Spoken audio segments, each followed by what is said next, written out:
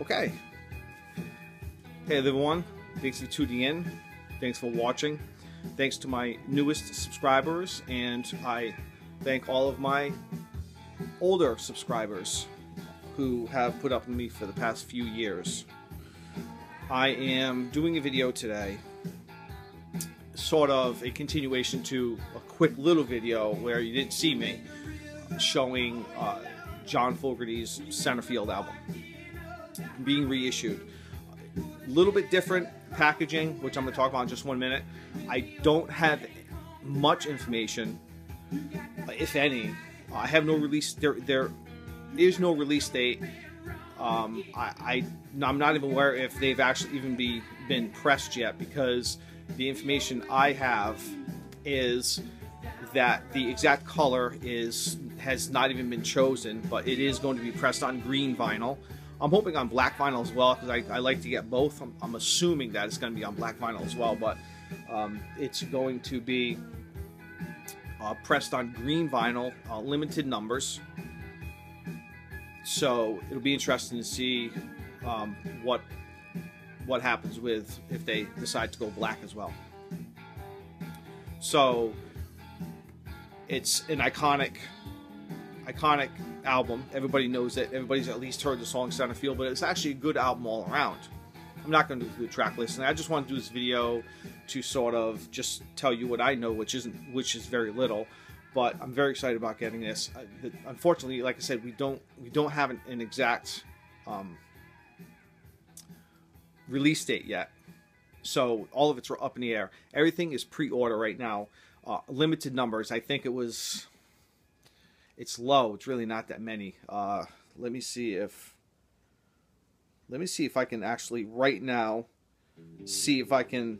Oh, there's 3 left. I'm looking at the website right now. It's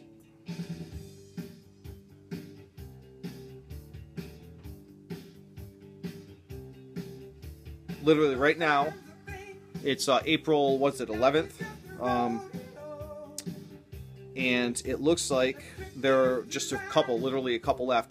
Everything is pre-order. It looks like there's maybe 3 left, so I'm wondering if they're going to do limited numbers on the green vinyl, and then maybe they will do normal black vinyl. I'm assuming they are going to do black vinyl, but like I said, there's only literally like 2 or 3 left right now.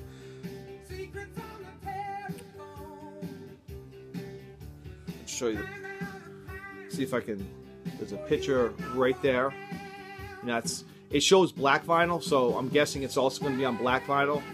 But they are kind of pushing the limited edition green vinyl, which I have pre-ordered. I'm very excited about getting that. It looks like it's going to be on the record itself, on the LP. There aren't going to be, from what I've read, there aren't going to be any changes as far as the track listing. It sounds like there's going to be, of course, like they always do. They release the CD and they put a couple of extra tracks, which have already been reissued, put on a previous CD. So I wish they would just do that on the LP. Anyhow, the packaging looks kind of neat. It looks like there'll be a gatefold, and then the gatefold, and then it opens up into what they call a bird's eye view of baseball field, or baseball field. So if you're curious to know a little more of what it's going to look like, go to one of my other videos, 3 before this one, and I think it's John Fogerty Centerfield reissue, and it just shows a pretty decent kind of animation of what the album's going to look like. A few left, and I just wanted to read the quick article that is. I'm not sure if I mentioned this, but it's ordered through. I just turned the camera on and I started recording. I've tried to do it 6 or 7 times because everything goes wrong when you push record. So I just turned it on and started recording. Nothing really planned except a basic idea. So it's on pledgemusic.com. It's exclusive Centerfield reissue on green vinyl, 180 gram. So it says originally released in 1985, Centerfield was John Fogerty's third solo album and reached #1 in the U.S., going multi-platinum. It features the perennial baseball season favorite Centerfield. Of course, everybody knows that song. Can't tell you how many times someone says, "Oh, I know that Centerfield song. That was it, John Cafferty. It sings Centerfield." I'm like, "No, it's John Fogerty." Anyway, and the top 10 Hot 100 hit, "The Old Man Down the Road," which is an iconic song. It's an all-around good album. You know what I mean? But there are like 1 or 2 tracks that people actually know. On April 6th, just in time for the baseball season's opening week, BMG will reissue this fan favorite on vinyl, featuring the original cover art gatefold LP opening to reveal a bird's eye view of the classic baseball field, with Centerfield painted in the grass. The LP will include the original 9 tracks with a download card to access the 2 bonus tracks from the 2010 release. Pledge Music's offering includes exclusive green vinyl, and catch John Fogerty on tour this summer with ZZ Top. Now that sounds like a killer concert. And Blues and Bayou on the, they call it the Blues and Bayou tour. So yeah, see, here we go.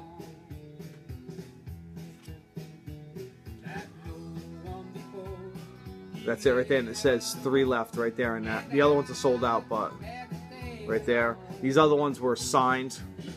These right here, they're all sold out. They want way too much money for them anyway, so there's that. So interesting. Very excited about getting that. So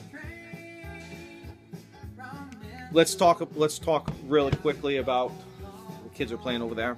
About what was I going to say? Oh, the last song on the album it's going to be interesting, but some of you may or may not know there was a song on the first issue of Centerfield back in 1985 called "Zants Can't Dance," and it was a direct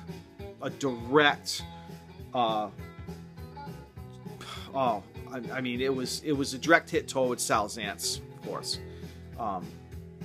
But John Fogerty was basically, Sal Zance and his people went after John Fogerty, saying that you can't you can't do that. And honestly, it's actually a funny song if you know the story. It's actually, if you know the song, if you listen to the first cut, it is a direct hit towards Sal Zance. And the song's actually funny because it's true. I mean, it's true. Sal Zance was a scumbag, and John Fogerty put it on music. And they were like, you can't do that. So they immediately pulled the album from the shelves. And actually, I think this would be, it's kind of like the Beatles Butcher album. They kind of did different variations. So the first pressing, the last track, it says Zance Can't Dance. Okay, and it was a shot towards Sal Zance. And so once they realized you really can't do that, John, they pulled the album from the shelf. And I'm just thinking of the words because it's funny.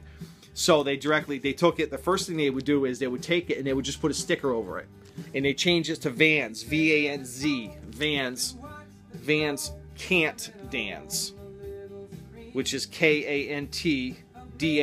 I don't know why they, anyway. So they changed it. Then as they started continuing to press them, they would just change the cover itself to Vans Can't Dance. So yeah, that's a different variation of that album. I have a few different variations. So he's sort of had a bad taste in his mouth about Sal Zance, and with all right, good for you, John. Stood up for yourself and attempted to put it on music. But if you listen to the words, it's like you can't. I don't know how he thought or why he thought he was going to get away with it. So basically, when he was forced to change the song, just a few words, just he had to change the song a bit. But he did it so fast, and he recorded it and put it on the new issue, not the reissue, the later, the later pressings or second pressings, he did it so fast. People think that he already had it ready because he knew it was gonna be. Was like, you can't do that. So I have a feeling he did do it kind of fast. So I have a feeling he knew he had that song ready just in case they caught on and said, John, you can't say that about Sal Zance. That's like defamation of character. Maybe true, but it's defamation of character. You can't do that. So I want to believe that he had the song ready and he just went into the recording studio and just. So yeah, so I'm excited about the new issue. So it seems like maybe he's got he's redone Blue Moon Swamp. He's doing Centerfield. So Centerfield, it's been 33-ish years. So it's like they're gonna start redoing all of his first albums. And it'll be interesting to see the pressings. I was very impressed with the Blue Moon Swamp album that they released last year for the first time on vinyl. The blue vinyl was super fantastic. It looks really neat. And also black vinyl. I haven't played the blue vinyl. I've only played the black vinyl. It sounds like an entirely new album on listening to it as a record for the first time. But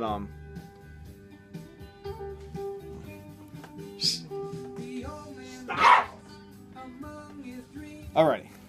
So moving right along. So, again, excited about this. If you haven't gotten a hold of your copy already, I'm telling you, go right now because the green vinyl is going to sell out. It's going to sell out very soon. There's only, like I showed you, there's only a small handful left, and that's going to be it. And then they're going to have the regular black vinyl, I'm assuming. So, yeah, super good news for John Fogerty fans. So, as John would say, rock on. And as I would say, peace. Oh, and I'm about to go to a pick, and I'm going to look at some albums, see what I can pick up. I have several that I'm way past due showing. Some up here too. All of those are new. I have some down here. Some of my Beatles stuff that I just picked up, and some other stuff. Very excited. See what I can't pick up there. I'm going there in just a few minutes. So. Rock on. Peace.